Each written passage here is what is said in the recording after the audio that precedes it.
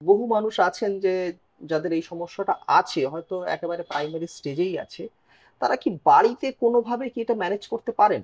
যদি এই সায়াটিকার ব্যথাটা একদম শুরুর দিকে যেটা স্টার্ট হুম, হয় হুম। সেটা ডিউ টু ডিস্ক বাল্জ। আচ্ছা, ঠিক আছে।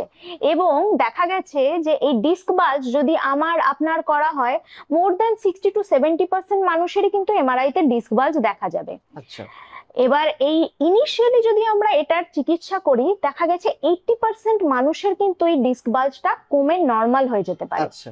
কিন্তু 20% মানুষের ক্ষেত্রে সেটা আরো অ্যাডভান্স হয়ে ডিস্কের জেলি বেরিয়ে এসে নার্ভে চাপ পড়া, এই টোটাল সায়াটিকাটা শুরু করতে পারে।